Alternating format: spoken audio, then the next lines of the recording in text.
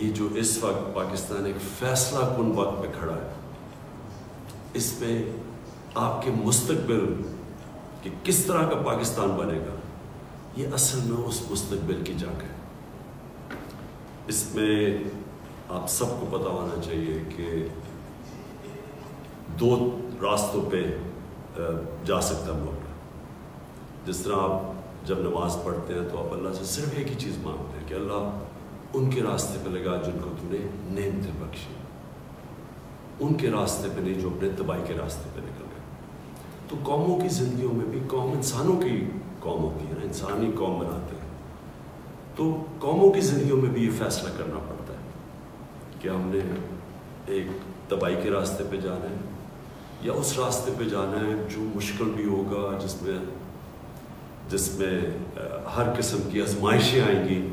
لیکن وہ ہماری عظمت کا راستہ ہے۔ اور وہ ہمارے نبی صلی اللہ علیہ وسلم نے، میں لوگوں کو اس لیے مدینہ کی ریاست کی بات کرتا ہوں کیونکہ وہ اللہ نے ہمیں حکم اس لیے دیا کہ ان کے راستے پہ چلو، کیونکہ مدینہ کی ریاست ہمارے نبی صلی اللہ علیہ وسلم کا راستہ تھا ہماری بہتری کے لیے، کیونکہ وہ ایک دنیا میں ایک بہت بڑا انقلاب آیا تھا۔ میں نوجوانوں سے بات کر رہا ہوں، آپ ضرور اسٹڈی کریں کہ یہ کیا ہوا تھا دنیا میں، تاریخ کا حصہ کہ 622 سے لے کے 632 میں ایک ایسا فکری انقلاب آیا تھا کہ وہ انسان جن کی حیثیت ہی کچھ نہیں تھی، وہ دنیا کی امامت کرنا شروع کر دیا۔ یہ ہسٹری ہے، یہ میتھولوجی نہیں ہے، یہ کوئی کہانیاں نہیں ہے، یہ انسانی ہسٹری کا ایک چیپٹر ہے کہ 10 سالوں میں انہوں نے انسانوں کو بدل دیا تھا۔ صرف کوئی 12 سے 1400 لوگ مرے تھے اس پیریڈ میں، 10 سالوں میں جنگوں میں 12 سے 1400 لوگوں سے زیادہ نہیں مرے، لیکن وہ فکری انقلاب تھا، انسان چینج ہو گئے۔ اور وہ کیوں، کیسے چینج ہوئے، وہ اگر آپ نبی صلی اللہ علیہ وسلم کی زندگی پڑھ لیں، ان کی سیرت پڑھ لیں، تو آپ کو سمجھ آئے گی کہ وہ لوگ چینج کیسے ہوئے۔ آج جو پاکستان کی پالیٹکس ہے، 25 سال پہلے میں نے جو شروع کی تھی، وہ آج ادھر پہنچ گئی ہے کہ آج ساری قوم نے اس فیصلہ کرنا ہے کہ ہم نے کدھر لے کے جانا ہے اپنے ملک کو، کیونکہ آپ کے ہاتھ میں، اور نوجوانوں آپ کے ہاتھ میں ہے، کیونکہ آپ نے، اگر آپ رائے حق پہ کھڑے ہوں گے جو اللہ کا حکم ہے، سیدھا راستہ رائے حق ہے، اگر آپ اچھائی کے ساتھ کھڑے ہوں گے، کیونکہ امر بالمعروف حکم ہے اللہ کا کہ اچھائی کے ساتھ کھڑے ہو، برائی کی خلاف کھڑے ہو، رائے حق پہ کھڑے ہو، جھوٹ کے خلاف کھڑے ہو، حکم ہے اللہ کا ہماری بہتری کے لیے۔ جب ایک معاشرہ یہ سچائی اور حق اور اچھائی کے ساتھ کھڑا ہوتا ہے تو وہ معاشرہ زندہ ہو جاتا ہے۔ جب وہ معاشرہ بیچ میں بیٹھ جاتا ہے کہ اچھا جی مجھے تو کچھ نہیں ہے، تو میری زندگی کو تو کوئی فرق نہیں پڑا، تو جب انیکٹو ہو جاتا ہے، جب وہ کچھ کرتا نہیں ہے، اصل میں وہ برائی کے ساتھ کھڑا ہو جاتا ہے۔ جب وہ نیوٹرل ہوتا ہے اچھائی اور برائی کے بیچ میں، وہ برائی کا ساتھ دینا شروع ہو جاتا ہے اور وہ معاشرے کی تباہی ہوتی ہے۔ جس طرح میں بار بار مولانا رومی کو کوٹ کرتا ہوں، جب انہوں نے کہا کہ ایک قوم تب تباہ ہوتی ہے جب اچھے اور برے کی تمیز ختم کر دیتی ہے۔ وہ ختم کب کرتی ہے؟ کہ جب وہ نیوٹرل ہو جاتی ہے، فیصلہ ہی نہیں کرتی، جب دیکھ رہی ہے کہ ایک طرف ملک کے اوپر کتنی بڑی سازش ہے، اور ثابت ہو گیا سازش کہ بکروں کی طرح نیلامی ہو رہی ہے سیاستدانوں کی جو ملک کی لیڈرشپ، اور ان کو خریدا جا رہا ہے ایک گورنمنٹ کو گرانے کے لیے۔ باہر کی سازش، یعنی باہر سے سازش شروع ہوئی، یہاں میر جعفر اور میر صادق بیٹھے ہوئے ہیں سودا کرنے کے لیے، اپنے ذاتی مفادات کے لیے، ان کے ساتھ مل کر گورنمنٹ گرائیں۔ تو آپ ساری قوم کے پاس، نوجوانوں آپ کے لیے خاص طور پر، آپ کے پاس یہ نہیں کہ آپ چپ کر کے بیٹھے رہیں، آپ کو فیصلہ کرنا ہے، جو بھی آپ سمجھتے ہیں اچھائی کدھر ہے برائی کدھر ہے، آپ کو فیصلہ کرنا ہے، لیکن آپ چپ کر کے اگر بیٹھیں گے آپ برائی کا ساتھ دیں گے۔ میں یہ چاہتا ہوں کہ آپ سب احتجاج کریں، آپ سب اپنی آواز بلند کریں، یہ جو سازش ہو رہی ہے میرے لیے نہیں، اپنے مستقبل کے لیے۔ اگر یہ کامیاب ہو جاتے ہیں تو یہ کیا ہوگا؟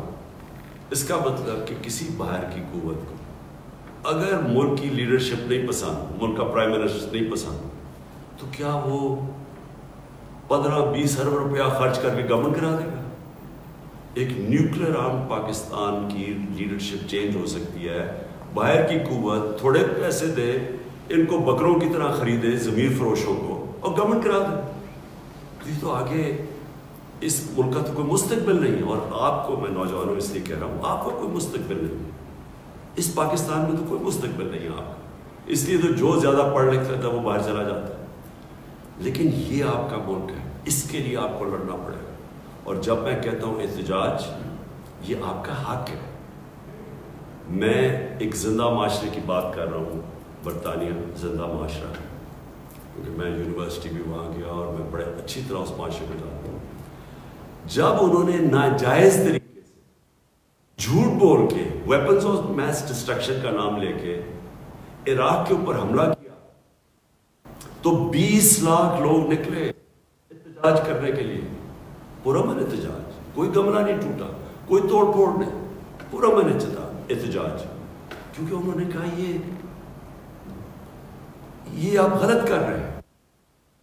یہ برائی ہے کہ جھوٹ بول کے کسی قوم کے اوپر حملہ کرنا۔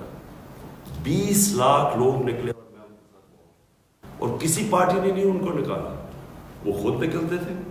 گاڑی سے نکلتے تھے، بس سے نکلتے تھے، اپنا انہوں نے ایک پلیک کارڈ اٹھایا ہوا تھا، اس پہ کہا کہ میں جنگ کے خلاف، اور وہ چلنے شروع کر دیتے تھے۔ زندہ قوم، یہ اللہ کا حکم ہے آپ کو، امر بالمعروف، کہ آپ اچھائی کے ساتھ کھڑے ہوں گے اور آپ اپنے مستقبل کو بچانے کے لیے کھڑے ہوں گے۔ اور پھر میں آپ کو ریپیٹ کر دوں کہ جو آپ کا احتجاج ہوگا وہ پرامن ہو، کسی قسم کا اپنے ملک کو نقصان نہ پہنچائے۔ یہ ہمارا ملک ہے، ہم جب توڑ پھوڑ کرتے ہیں ہم اپنے لوگوں کا، اپنے ملک کا نقصان پہنچاتے ہیں۔ لیکن پرامن احتجاج، یہ اس سے سب سے بڑا خوف ہوتا ہے اس طرح کے غداروں کو، اس طرح کے غداروں کو جب پتہ چلتا ہے، یہ سب سے بڑا، جب قوم ایک کھڑی ہو جاتی ہے سچائی کے ساتھ، حق کے ساتھ، اچھائی کے ساتھ، یہ سب سے بڑا خوف ہوتا ہے ایک معاشرے میں ان لوگوں کو، ان غداروں کو جو اپنے ضمیر کا سودا کر چکے ہوتے ہیں، اپنے ذاتی مفادات کے لیے ملک کو غلام بنا دیتے ہیں۔ اس برے صغیر کی تاریخ میں بار بار بتا چکا ہوں، میر جعفر اور میر صادق کون تھے؟ ایک نے، میر جعفر نے انگریزوں کے ساتھ مل کے ایک مسلمان جو حاکم تھا سراج الدولہ، اس کو میر جعفر نے انگریزوں کے ساتھ مل کے گرایا، اس کو فائدہ ہوا ذاتی طور پہ، اور قوم ان کی غلام ہوگی۔ اور جو مشکلات گزری وہ بنگال کے، اس کے بعد آپ تاریخ پڑھیں، جو لوگوں کا انہوں نے خون چوسا، اور اسی طرح ٹیپو سلطان کو گرانے والا انگریزوں کے ساتھ مل کے میر صادق تھا۔ تو کبھی تاریخ ان کو نہیں بھولی، ان غداروں کو۔ اور تاریخ، میں یہ چاہتا ہوں کہ تاریخ ان غداروں کو نہ بھولے۔ پاکستان کی تاریخ یہ سمجھتے ہیں کہ جی لوگ تھوڑی دیر میں بھول جائیں گے، آپ کی ذمہ داری ہے نوجوانوں، آپ نے ان کو بھولنے نہیں دینا کہ جو جس طرح کی انہوں نے بے شرمی سے غداری کی ہے اس قوم کے ساتھ، ثابت ہو گیا کہ باہر سے پوری سازش تھی، یہ ثابت ہو گیا۔ ہمارے پاس نیشنل سیکیورٹی کمیٹی نے،